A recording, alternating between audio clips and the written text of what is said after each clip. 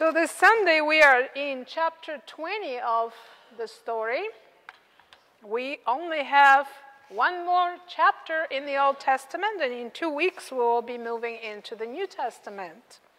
Today we have the story of Esther, and curiously enough, it's one of the books in the Bible where the name of God is never mentioned.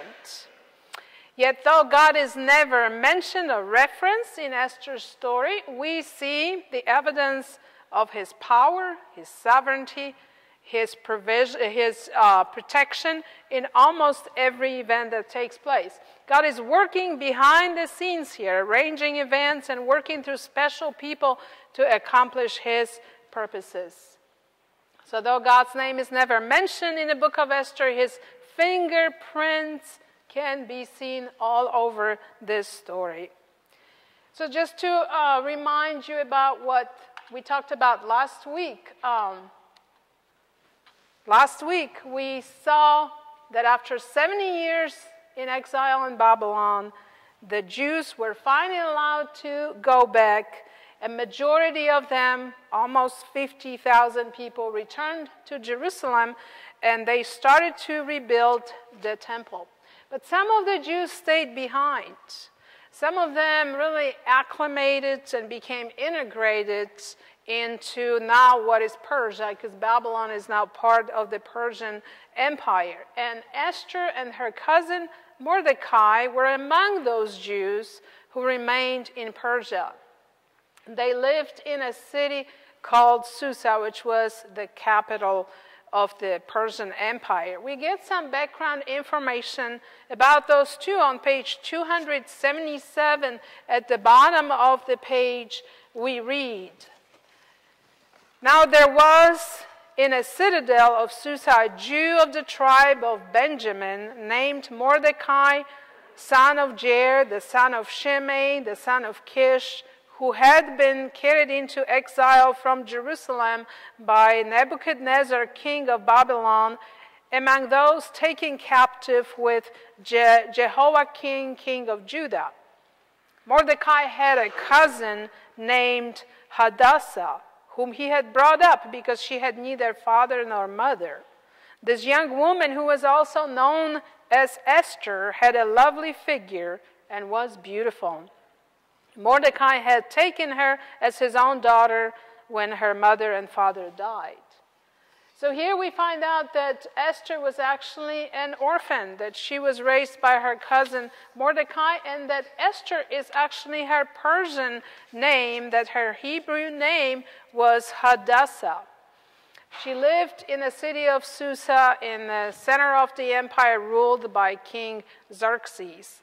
And Xerxes was the most powerful man in the world at the time. He ruled over 127 provinces that were stretching from India all the way to Kush. He was known for his extravagant parties to showcase his vast wealth, and those were all-you-can-eat, all-you-can-drink parties to which he would invite all the leaders from his kingdom. He also would get very angry when his subjects didn't obey his commands. And this is what happened to his wife, Queen Vashti, who refused to attend one of his banquets. And Xerxes banished her from the palace forever. He issued a decree that she was no longer a queen and that they needed to find a new queen. And this is what started this whole search throughout the entire empire. In every province, commissioners were appointed to search for beautiful young women, girls and their families that basically had no say in the matter. They just had to surrender to the king's decree. And Esther was one of the young women taken into the king's palace. She became, you could say, a contestant. And it really was a beauty contest, because for about 12 months, all the candidates received beauty treatments before they were brought before the king. As we hear, King Xerxes liked Esther more than the other women. And actually, he immediately selected her to be his queen. He placed the royal crown upon her head, and he gave a huge banquet in her honor. But one thing he didn't know about his queen was that she was Jewish, because Mordecai warned Esther not to reveal to anyone that she was a Jew. So here she was, a Jewish girl living in exile, who captivated the Persian king's attention with her beauty, and who has now found herself wearing the queen's crown. And shortly after her coronation, things really changed. Xerxes promoted one of his royal officials into a position of prominence. You could probably say it was the equivalent of being a prime minister. And Haman was his name. And Haman now demanded that all visitors to the king's palace, when they entered, they were supposed to kneel before him. They're supposed to bow before him. Mordecai, as a Jew, refused to kneel and to bow to him. He considered only kneeling before the Lord God Almighty, the King of Kings. And so when he refused, and it was revealed that he was a Jew, Haman not only was so enraged that he decided to kill Mordecai alone, but he wanted to kill all the Jews. And so he got the king to actually sign this decree that would kill every Jew in the Persian Empire. But he had to decide on a date when he was going to do it. And so, he decided on a date by rolling the dice. And it will have something to do with later with the holiday that is observed by the Jews. But he rolled the dice, and it fell on the 13th, so the 13th of the month of Adar, which is usually March for us, was the month when it was supposed to take place. Of course, the king didn't know that his new queen was Jewish, so he issued this decree that in all 127 provinces of Persia, all the Jews were to be killed on that specific day, and he put his king's seal on that, which meant that this decree could not be repealed, that nothing or nobody could change it, not even the king himself. So as we look at the story of Esther, really the lower story kind of reads like a romantic novel with all these twists and turns and seemingly coincidental events. But in the upper story, God is fulfilling his sovereign purpose of preserving his chosen people, the Jews. And it is through the arrangement of the events. First, Queen Vashti is deposed, and then Esther was chosen and raised up to the position of the new queen. And now Esther, being the new queen, was in a position to save her people. So clearly here the Lord arranged the events for a purpose, and he used certain people to accomplish his purposes. The only person probably in the story who gets a glimpse of God's upper story is probably Mordecai.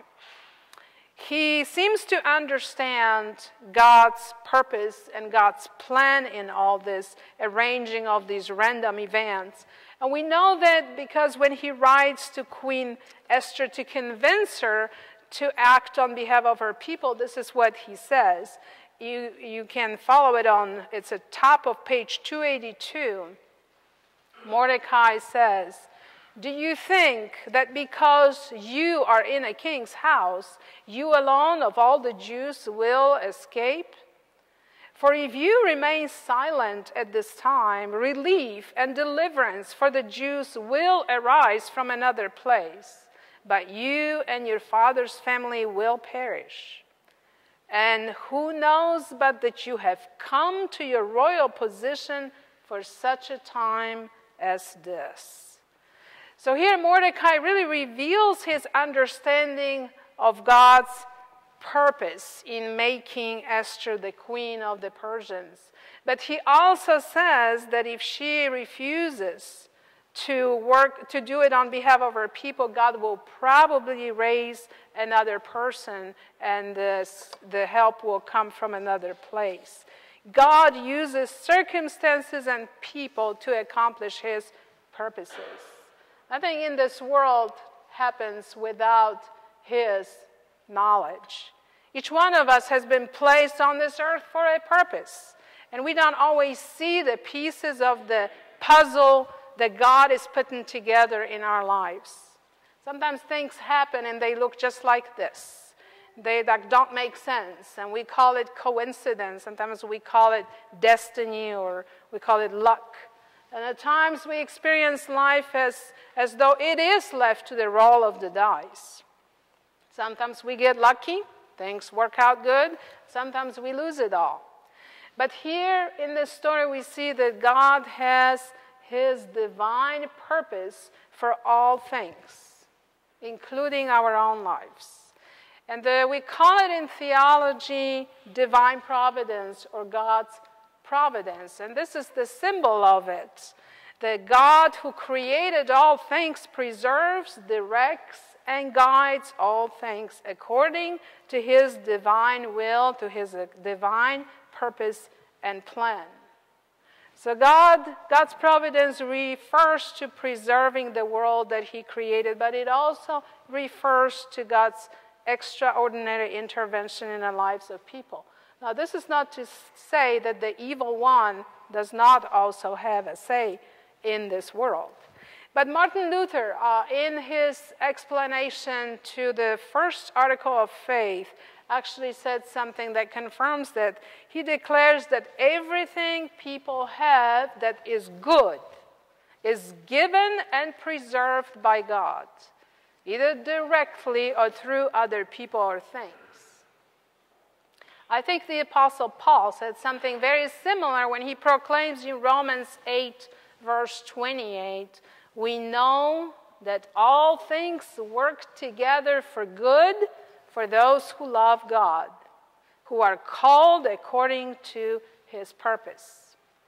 And I think Esther's story kind of shows how God works on behalf of his people, how God works for good for those who love him and are called according to his purpose. That God works through circumstances, orchestrating events, that he works behind the scenes, often sending special people and influencing choices and actions of those people.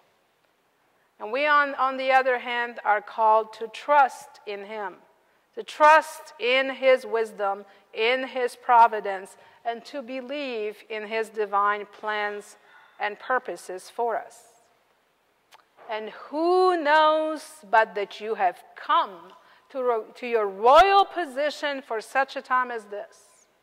Mordecai reminded Esther that she had become a queen for the purpose of saving her fellow Jews. Now all she needed to do now is to have courage to make it happen. And what if, like Esther, you and I have been given certain challenges or perhaps certain things happening in our lives for such a time as this, when God is trying to accomplish his purposes in our lives. And like Esther, we too need to have courage to make it happen.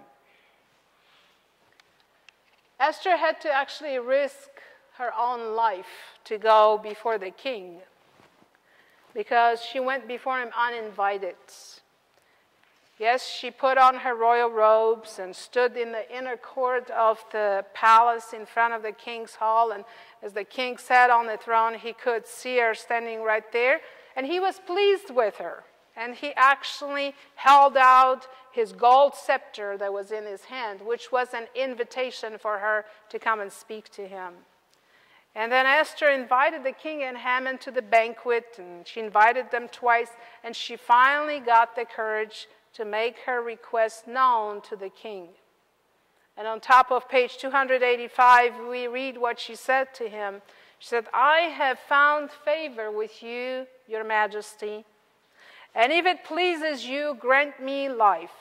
This is my petition, and spare my people This is my request. And the king granted her both, her petition and her request.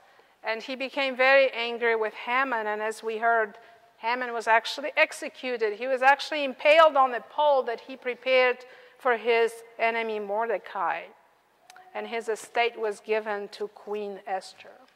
But the king now had to change the decree, the edict that he issued. Now he had to issue a new decree on behalf of the Jews.